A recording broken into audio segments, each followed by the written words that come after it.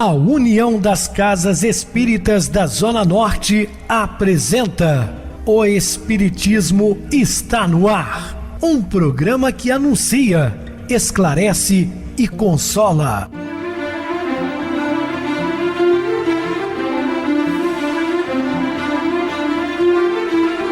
Não se turve vosso coração.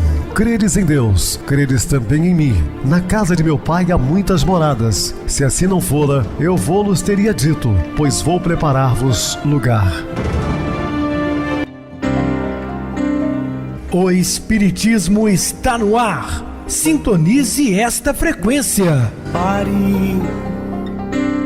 pense na vida, faça perguntas. Muito boa noite, meus queridos e amados irmãos ouvintes da Rádio Clube Trans FM, do programa O Espiritismo está no ar. Uma onda de amor e luz em seu rádio. Este é um programa que anuncia, esclarece e consola. Rádio Clube Trans FM, sua voz é a nossa voz. Estamos também no YouTube, Viver Melhor. Deixe seu like, faça comentários, porque é muito importante para nós a sua opinião. Recebo carinhosamente no programa meu querido amigo, expositor espírita Marco Kistema. Uma boa noite, seja muito bem-vindo. Boa noite, Pedrosa, boa noite, meus irmãos. Que Deus nos ilumine e nos abençoe nesse mês de setembro, nessa semana. Muita paz. Paz para todos nós. Meu querido Marco, nós vamos dar continuidade às cartas do apóstolo Paulo, falando de alguns tópicos ainda da carta aos Romanos. Dúvidas? Entre em contato conosco ligando para a Rádio Trans FM, que é 0 operadora 32 3211 5697.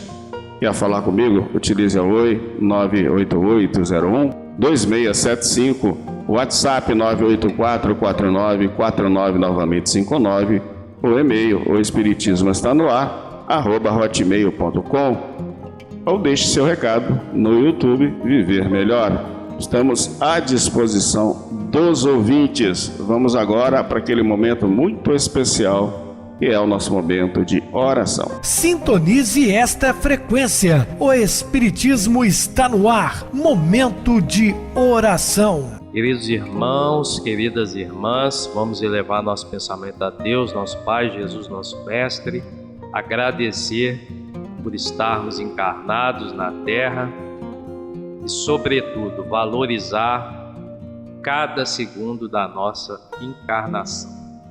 Muita luz, muita paz, muita fé e muita esperança. Assim seja. Estamos apresentando O Espiritismo está no ar. Bem, meus amados irmãos, estamos de volta com o assunto da noite, falando de algumas síntese da carta aos Coríntios. O cristão não idólatra, nem faz sacrifício aos ídolos. Ora, no tocante às coisas sacrificadas aos ídolos, sabemos que todos temos ciência. Era muito comum, meus queridos irmãos, naquela época, ainda os sacrifícios de animais, entre os judeus. Então Paulo tinha uma preocupação muito grande com relação a isso. A nova doutrina que estava nascendo não tinha mais nada a ver com essas coisas. E ele sempre é preocupado em instruir, né? A ciência incha, mas o amor edifica. E se alguém cuida saber alguma coisa, ainda não sabe como convém saber. Mas se alguém ama a Deus, esse é conhecido dele. Assim que, quanto ao comer das coisas sacrificadas aos ídolos, sabemos que o ídolo nada é no mundo e que não há outro Deus senão um só. Então, ele era taxativo, né, com isso, dizendo que só há um Deus, o único, todo-poderoso, criador de todas as coisas. Porque ainda que haja também alguns que chamem deuses, quer no céu, quer na terra, como há muitos deuses e muitos senhores. Todavia, para nós há um só Deus, o Pai, de quem é tudo e para quem nós vivemos, e um só Senhor Jesus Cristo, pelo qual são todas as coisas e nós por Ele. Portanto, meus amados, fugi da idolatria. 1 Coríntios, capítulo 8, versículos de 1 a 6 e capítulo 10, versículo 14. Então ele fala contra a idolatria, que era muito comum naquela época ainda, principalmente por parte dos gentílicos, né? Os gentios adoravam deuses de pedra, aquela coisa toda, e ele era assim, taxativo ali com eles, só se deve adorar um só Deus e um só Senhor, que é Jesus Cristo. Acerca dos dons espirituais, ou carisma, acerca dos dons espirituais não quero, irmãos, que sejais ignorantes. Vós bem sabeis que éreis gentios, levados aos ídolos mudos, conforme éreis guiados. Aqui ele está falando mais para os gentios, as adorações dos determinados ídolos. Portanto, vos quero fazer compreender que ninguém que fala pelo Espírito de Deus diz, Jesus é anátema, e ninguém pode dizer que Jesus é o Senhor, senão pelo Espírito Santo. Ora, há diversidade de dons, mas o Espírito é o mesmo. E há diversidade de ministérios, mas o Senhor é o mesmo. E há diversidade de operações, mas o mesmo Deus que opera tudo em todos. Mas a manifestação do Espírito é dada a cada um para o que for útil. Porque a um, pelo Espírito, é dada a palavra da sabedoria, a outro, mesmo Espírito, a palavra da ciência, a outra, pelo mesmo Espírito, a fé, a outro, pelo mesmo Espírito, os dons de curar, a outros, a operação de maravilhas, a outros, a profecia, e a outro, de discernir os espíritos, e a outro, a variedade de línguas, e a outro também a interpretação dessas línguas. Mas um só é o mesmo Espírito, opera todas as coisas, repartindo particularmente a cada um como quer. Está em 1 Coríntios 12, de 1 a 11. Meus queridos, isso aqui são os dons espirituais que Paulo de Tarso fala, que a doutrina espírita chama de mediunidade. Ele registrou na primeira carta aos Coríntios, no capítulo 12, que uns terão visão, outros profetizarão, uns falarão em línguas, outros discernirão os espíritos, que no caso nosso aqui é o médium doutrinador, né? Alguns falarão em línguas, ou línguas estranhas. Na casa que frequenta, o único que fala línguas estranhas, que é um fenômeno de xenoglossia, sou eu, idiomas que você desconhece no momento, mas os espíritos utilizam daquilo que o médium possui de material. E Paulo de Tarso vai chamar isso de um dos menores dos dons, inclusive, porque se não tiver alguém que interprete, nada serve. Ele vai falar na primeira carta aos Coríntios, no capítulo 14. Diz, inclusive, que é melhor que se cale na igreja do que edificar a si próprio.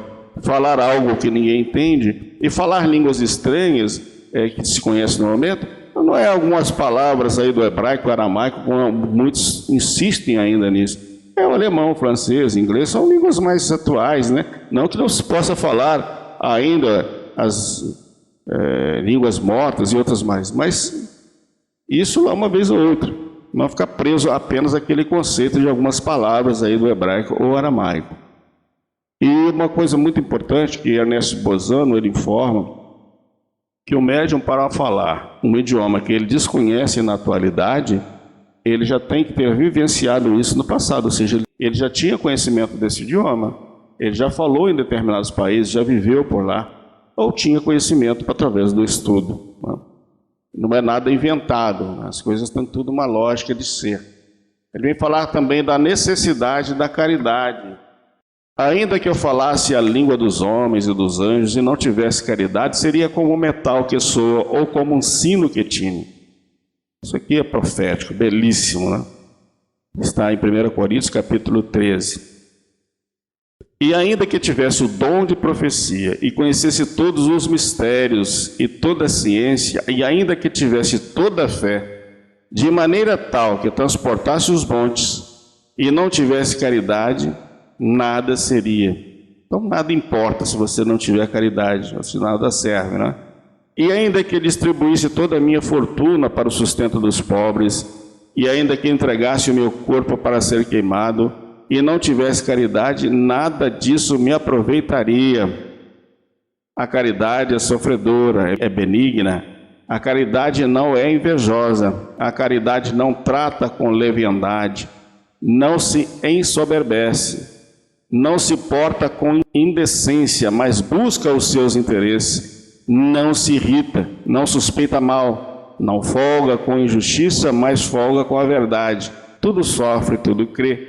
Tudo espera, tudo suporta. A caridade nunca falha, mas havendo profecias, serão aniquiladas, havendo línguas, cessarão, havendo ciência, desaparecerá, porque em parte conhecemos e em parte profetizamos. Mas quando vier o que é perfeito, então o que é em parte será aniquilado. Quando eu era menino, falava como menino, sentia como menino, discorria como menino, mas logo que cheguei a ser homem, acabei com as coisas de menino. Isso é um fato, né? Quando você tem menos instrução, você pensa de um jeito, à medida que você vai galgando mais conhecimento, você começa a mudar, né, sua maneira de enxergar a vida, de pensar, né? Porque agora vemos por espelho e em enigmas, mas então veremos face a face. Agora conheço em parte, mas então conhecerei como também sou conhecido. Agora, pois, olha a importância, permanecem a fé, a esperança e a caridade. Essas três, mas a maior destas é a caridade. Então, meus irmãos, a caridade é o amor em ação, né? É aquele trabalho que devemos fazer sempre conosco mesmo e com o próximo. E Kardec deixa muito claro que fora da caridade não há salvação. Então não adianta nada você distribuir toda a sua fortuna, ser muito bom em certas partes, mas se tiver caridade, fazer isso apenas para uma satisfação pessoal ou para mostrar à sociedade, como ainda tem muitos, né, que gostam de ofertar as coisas na presença de muitos, né, para chamar a atenção, nada disso serve. O importante é você ser caridoso. Vamos agora, meus irmãos, à síntese, ao resumo dos principais ensinamentos da segunda carta aos Coríntios. Já estudamos, já aprendemos os ensinamentos que Paulo deu na sua primeira carta aos Coríntios, num resumo dos pontos principais que são orientadores da nossa conduta moral, do nosso percurso reto enquanto encarnados.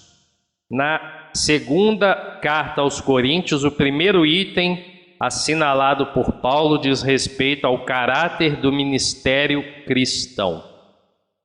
E graças a Deus que sempre nos faz triunfar em Cristo e por meio de nós manifesta em todo lugar o cheiro do seu conhecimento. Porque para Deus somos o bom cheiro de Cristo, nos que se salvam e nos que se perdem. Para este, certamente cheiro de morte para a morte, mas para aqueles, cheiro de vida para a vida. E para essas coisas, quem é idôneo? Porque nós não somos, como muitos, falsificadores da palavra de Deus. Antes falamos de Cristo com sinceridade, como de Deus na presença de Deus. E é por Cristo que temos tal confiança em Deus. Não que sejamos capazes por nós de pensar alguma coisa como de nós mesmos, mas a nossa capacidade vem de Deus, o qual nos fez também capazes de sermos ministros de um novo testamento, não da letra, mas do Espírito, porque a letra mata e o Espírito vivifica. Como não será de maior glória o ministério do Espírito? Ora, o Senhor é Espírito, e onde está o Espírito do Senhor, aí se encontrará a liberdade. Segundo a segunda carta aos Coríntios, capítulo 2, 3, 8 e 17. Um segundo ponto importante nessa síntese são as tribulações decorrentes da divulgação do cristianismo. Pelo que, tendo este ministério, segundo a misericórdia que nos foi feita, não desfalecemos. Antes rejeitamos as coisas que, por vergonha, se ocultam, não andando com astúcia, nem falsificando a palavra de Deus. E assim nos recomendamos à consciência de todo homem na presença de Deus, pela manifestação da verdade. Porque não nos pregamos a nós mesmos, mas a Cristo Jesus, o Senhor. E nós mesmos somos vossos servos, por amor de Jesus. Porque Deus que disse que das trevas resplandecesse a luz, é quem resplandeceu em nossos corações, para a iluminação do conhecimento da glória de Deus, na face de Jesus Cristo, nosso exemplo moral. Temos, porém, esse tesouro em vasos de barro, para que a excelência do poder seja de Deus e não de nós mesmos. Em tudo somos atribulados, mas não angustiados, perplexos, mas não desanimados, perseguidos, mas não desamparados, abatidos, mas nunca destruídos, trazendo sempre por toda parte a mortificação do Senhor Jesus no nosso corpo, para que a vida de Jesus se manifeste também em nossos corpos. E assim, nós que vivemos, estamos sempre entregues à morte por amor de Jesus, para que a vida de Jesus se manifeste também em nossa carne mortal, segundo a segunda carta aos Coríntios, capítulos 4, 5 e 11. Um outro item importante da síntese é a necessidade do bom ânimo, deter-se nas coisas do Espírito. Por isso não desfalecemos, mas ainda que o nosso homem exterior se corrompa, o interior, contudo, deve se renovar dia a dia, porque a nossa leve e momentânea tribulação produz para nós um peso eterno de glória, muito excelente, não atentando nós nas coisas que se veem, mas nas que se não veem, porque as que se veem são temporais, e as que não se veem são incondicionais, eternas. Porque sabemos que se a nossa casa terrestre deste tabernáculo se desfizer, temos de Deus um edifício, uma casa não feita por mãos, eterna nos céus. E por isso também gememos, desejando ser revestidos da nossa habitação, que é do céu. Se, todavia, estando vestidos, não formos achados nus, porque também nós, o que estamos neste tabernáculo, gememos carregados, não porque queremos ser despidos, mas revestidos, para que o mortal seja absorvido pela vida. Ora, quem para isso mesmo nos preparou foi Deus, o qual nos deu também o penhor do Espírito, pelo que estamos sempre de bom ânimo, sabendo que, enquanto estamos no corpo, vivemos ausente do Senhor, segundo a segunda epístola aos Coríntios, capítulo 6, 16 a 18 e 5. E mais um item importante dessa síntese, os cuidados com os falsos profetas. Segundo Paulo, mas temo que assim como a serpente enganou Eva com a sua astúcia, assim também sejam de alguma sorte corrompidos os vossos sentidos e se apartem da simplicidade que há em Cristo. Porque se alguém for pregar-vos outro Jesus, que nós não temos pregado, ou se recebeis outro Espírito que não recebestes, ou outro Evangelho que não abraçastes, com razão vós o sofrereis. Porque penso que em nada fui inferior aos mais excelentes apóstolos. E se sou rude na palavra, não o sou contudo na ciência. Mas já em tudo nós nos temos feito conhecer totalmente entre vós. Pequei porventura, humilhando-me a mim mesmo para que vós fosseis exaltados, porque de graça vos anunciei o Evangelho de Deus? Mas o que eu faço, o farei para cortar ocasião aos que buscam ocasião, a fim de que naquilo em que se gloriam, sejam achados assim como nós. Porque tais falsos apóstolos são obreiros fraudulentos, corruptos, transfigurando-se em apóstolos de Cristo. E não é maravilha, porque o próprio Satanás se transfigura em anjo de luz. Não é muito, pois, que os seus ministros se transfigurem em ministros da justiça, o fim dos quais será conforme as suas obras. De acordo com a segunda carta aos Coríntios, capítulo 11. A Epístola aos Romanos é uma maravilhosa apologia à fé, defendida por Paulo, que afirma que o justo viverá pela fé. Grandes ensinamentos nas primeiras e segunda Epístola de Paulo aos Coríntios. Não poucos aprendizes interpretaram erradamente a assertiva. Supuseram que viver pela fé seria executar rigorosamente as cerimônias exteriores dos cultos religiosos, como muitos ainda o fazem. Frequentar os templos, harmonizar-se com os sacerdotes, respeitar a simbologia sectária, indicariam a presença do homem justo. Lê do engano, como sabemos. Mas nem sempre vemos o bom ritualista aliado ao bom homem. E antes de tudo é necessário ser criatura de Deus em todas as circunstâncias da existência. Paulo de Tarso queria dizer que o justo será sempre fiel, viverá de modo invariável, na verdadeira fidelidade ao Pai que está nos céus. Os dias são ridentes e tranquilos? Calma, tenhamos boa memória e não desdenhemos a moderação. São escuros e tristes?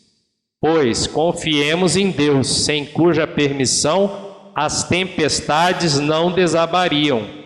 Veio o abandono do mundo a te cercar? O Pai jamais nos abandona. Chegaram as enfermidades, os desenganos, a ingratidão e a morte até você? Eles são todos bons amigos, por trazerem até nós a oportunidade de sermos justos, de vivermos pela fé, segundo as disposições sagradas do cristianismo. Nesse sentido, as epístolas aos Coríntios refletem o compromisso de Paulo de sempre confiar e esperar no Cristo, como também nos aconselha Emmanuel. É natural confiar no Cristo e aguardar nele, mas que dizer da angústia da alma atormentada no círculo de cuidados terrestres, esperando de forma egoísta que Jesus lhe venha satisfazer seus caprichos imediatos? É imprescindível, portanto, esperar em Cristo com a noção real da eternidade. A filosofia do imediatismo na terra transforma os homens em crianças. Não vos prendais à idade do corpo físico, às circunstâncias e condições transitórias. Indagai da própria consciência se permaneceis com Jesus, e aguardais o futuro amando e realizando com o bem, convicto de que a esperança legítima não é repouso, e sim confiança no trabalho incessante. Muito bem, meus irmãos, tivemos instruções novamente sobre a grande trajetória do apóstolo Paulo, não? E a sua nobre missão de levar o Evangelho de Jesus a outras nações e também das suas cartas. Vamos agora para o nosso intervalo musical e a seguir a nossa oração final.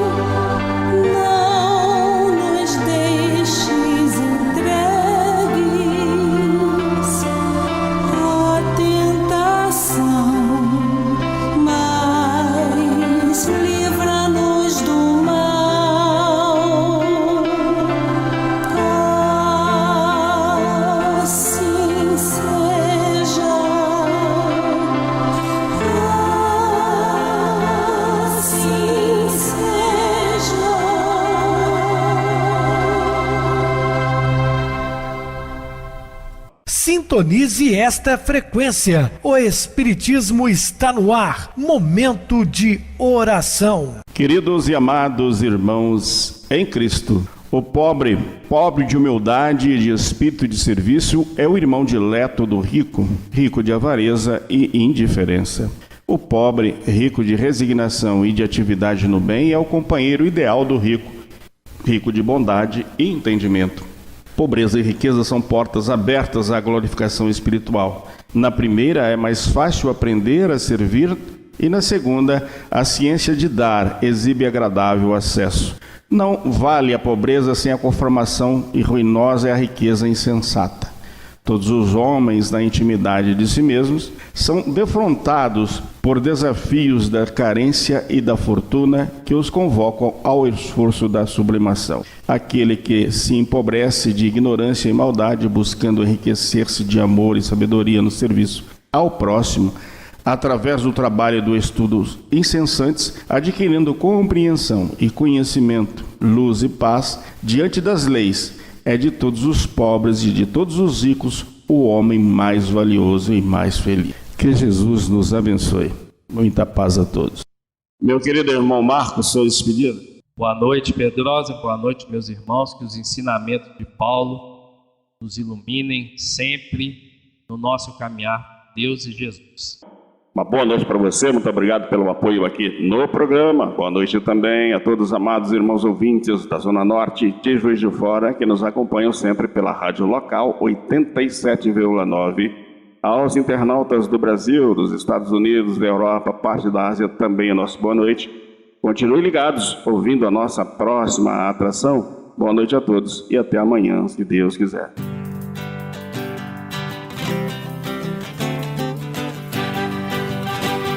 A União das Casas Espíritas da Zona Norte apresentou O Espiritismo está no ar, anunciando o Evangelho de Jesus, esclarecendo sua mensagem, consolando corações. Olhe pro céu e descubra imagens de luz. Se tem Jesus, o amor todo que Deus te deu.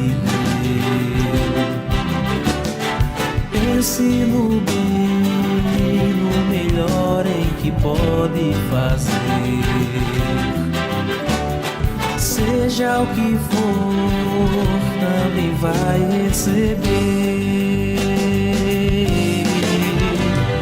De coração, ajude-me, irmão. A caridade é o caminho do amor. Faça ainda que possa sofrer, pois bênçãos de Deus há de ter. Ame, perdoe e viva melhor a natureza, o céu e o mar. Veja o encanto que a vida nos dá, a chance eterna que temos para amar, para amar. Olhe pro céu e descubra imagens e luz. Sinta em Jesus o amor todo que Deus te deu. Pense no bem, no melhor em que pode fazer. Seja o que for, também vai receber. De coração, ajude-me, irmão. A caridade é o caminho do amor. Faça ainda que possa sofrer, pois bênçãos de Deus há de ter. Ame, perdoe e viva melhor a natureza, o céu e o mar. Veja o encanto que a vida nos dá, a chance eterna que temos para amar.